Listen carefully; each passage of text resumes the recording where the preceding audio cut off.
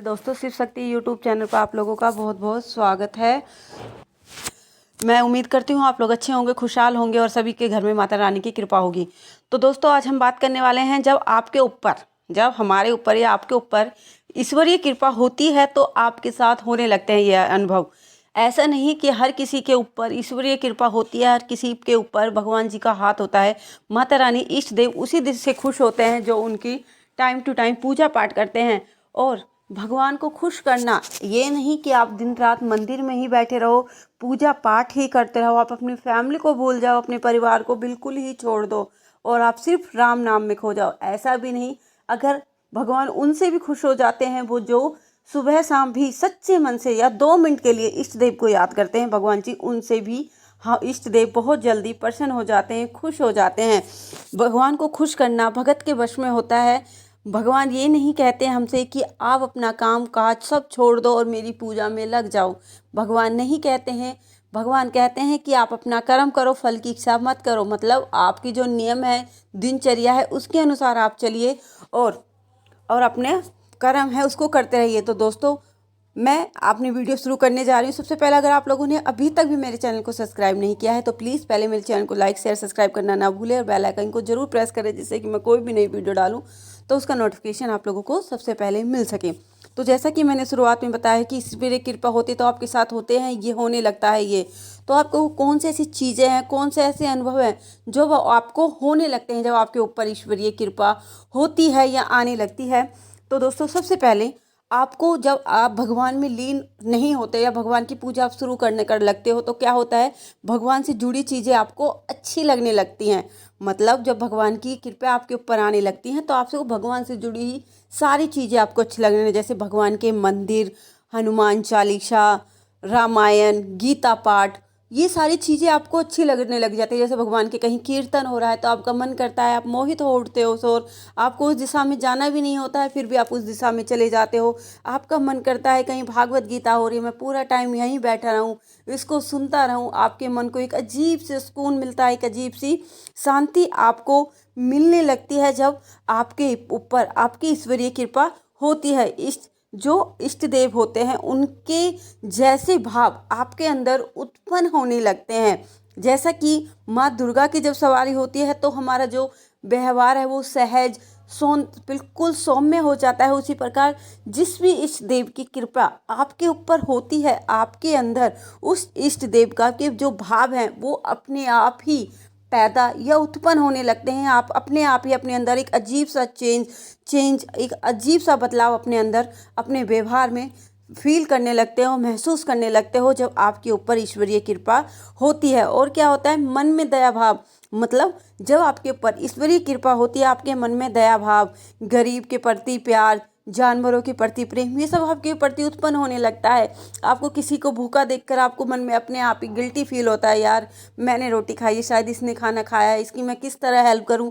कई लोग तो ऐसे होते हैं जो हेल्प करने लायक होते हैं पर वो चाह कर भी दूसरों की हेल्प नहीं करते हैं। मगर कई मनुष्य ऐसे होते हैं जिनके पास अपना ही गुजारा नहीं होता, फिर भी वो दूसरों को देखकर उनके दिल में दया भाव होती है कि मैं इनकी मदद कैसे करूं।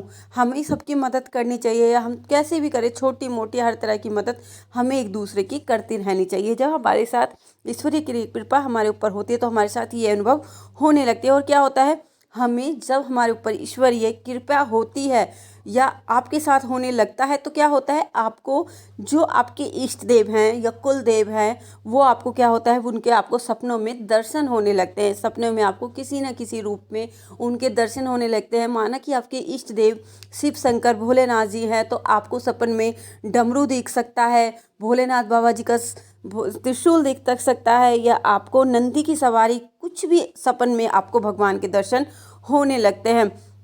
और जब आप पूजा करने बैठते हैं या भी जैसे कि कोई बंदा है, आप जैसे नॉर्मल भी पूजा करते हो तो आपका वो कई बार ऐसा होता है कि हम पूजा कर रहे होते हैं, हमारा मन कहीं और भटकता रहता है। मगर जब हम पर कृपा होती है तो हमारा मन सीधा प्रभु के चरणों में होता है, सीधा उनके प्रभु से लग जाता है। बहुत हमारा मन इधर उधर ना लगते हुए हमारा मन पूजा में अच्छी तरह उनको समर्पित हो जाता है और हमारे अंदर जो नेगेटिव चीज़ें हैं वो निकलने लगती हैं और पॉजिटिव चीज़ें हमारे अंदर आने लगती है। जब आप रेगुलर पूजा करते हो तो आप अपने अंदर एक अजीब सा चेंज क्या देखते हो। अगर आपके घर में कोई नकारात्मक शक्ति है भी, कई बार ऐसी होती है नकारात्मक शक्ति बहुत ज़्यादा खतरनाक होती है तो उसे जाने में थोड़ा सा टाइम लगता है, मगर अगर आपके घर में कोई हल्की फुल्की नेगेटिव पावर है तो वो आपके पूजा पाठ से आप देखोगे कि आपका घर बिल्कुल स्वच्छ हो जाता है। उसमें किसी तरह की नेगेटिव मतलब नकारात्मक चीज़ उस घर में रुक ही नहीं पाती हैं। और क्या होता है, आपको जब आप कोई काम गलत लोगों से, जब क्या होता है, जब आप गलती से भी किसी गलत को काम कर देते हो, वैसे तो इंसान भूल कर कोई गलती नहीं करता, अगर गलती से कोई काम हो भी जाता है तो आपके मन में, अपने मन में आपको उसका पछतावा होता है कि अरे यार मैंने ऐसा क्यों कर दिया, मुझे ऐसा नहीं करना चाहिए था। गल और जैसे कोई गलत आदमी, बहुत से ऐसे आदमी देखते हो आप, भगत भी होते हैं, बहुत से ऐसे बहुत भगत होते हैं जिनके पास देवी शक्ति होती है, मगर वो इंसानों की मदद के लिए नहीं, उनके हाथ हमेशा पैसे मांगने के लिए उगते हैं। सच्चा भगत वो होता है जो किसी लालच में ना, सिर्फ सेवा भाव से किसी की सेवा करे। बहुत से भक्त ये होते हैं कि हमें इतने रुपए दे दो, तुम्हारे साथ ये हो जाएगा। कभी किसी गरीब के पास ना हो तो ऐसा, जब हमारे पास किसी के ऊपर इष्ट देव की कृपा होती है तो वो सब गलत होता देखता है तो उसके मन में उसके प्रति नफरत अपने आप ही पैदा होने लगती है। और जब इष्ट देव की आप पर कृपा होने लगती है, जो आपके इष्ट देव हो वो कोई भी हो सकता है, जैसे मेरी माता रानी है, आपका कोई भी इष्ट देव होता है तो आपको क्या होता है, आपकी आँख क्या होगा, आपकी आंख ब्रह्म मुहूर्त में ही खुल जाएंगी। सुबह आपकी 3 से 5 अचानक आंखें खुल जाती हैं, आपको सुबह सुबह नहाने का मन करता है, धोने का मन करता है और भक्ति भाव में खोने का मन करता है। अगर आपने हनुमान चालीसा पढ़ी है तो आपका मन करेगा कि मैं इसे पढ़ता ही जाऊँ। आपको अगर आप बैठे हो कि मुझे माला करनी है 5 और आपकी भगवान ने ऐसा आपका मन लगा कि आपने 5 की जगह 11 माला कर दी और आप कहेंगे अरे यार मुझे तो पता ही नहीं चला। ये सब क्यों होता है? ये सब इसलिए होता है कि आप लोगों के ऊपर इष्ट देव की कृपा हो रही है। बिना इष्ट देव की कृपा के ऊपर बिना तो कोई पत्ता भी नहीं हिलता है। कैसे बोलते हैं ना बहुत, भाई मुझे तो बाबा के जाना है, मुझे तो माता रानी के जाना है। बोलते तो सब हैं मगर जाता वही है जिन्हें माता या उनके इष्ट देव उन्हें बुलाते हैं। मन्नतें तो सब मांगते हैं मगर मन्नतें पूरी वही होती हैं जिन्हें उनके इष्ट देव पूरा करते हैं। इस बात को आप विशेष रूप से ध्यान रखना। आपको क्या होता है, आप विशेष बार मन ही मन, जैसे कि किसी आपके इष्ट देव है, जैसे आपका सोमवार का बार आया, सोमवार के बार को आपको मन अंदर से अपने आप ही अपना बहुत ज़्यादा खुश होने लगता है। आपका मन करता है कि आज मैं भोलेनाथ जी के हार चढ़ाऊँ, उनकी पूजा करूँ, बेल पत्तर भांग धतूरे जो जो उनकी सेवा में लगते हैं, आपका मन करता है मैं सारे भोग अपने भोलेनाथ जी को अर्पित करूँ।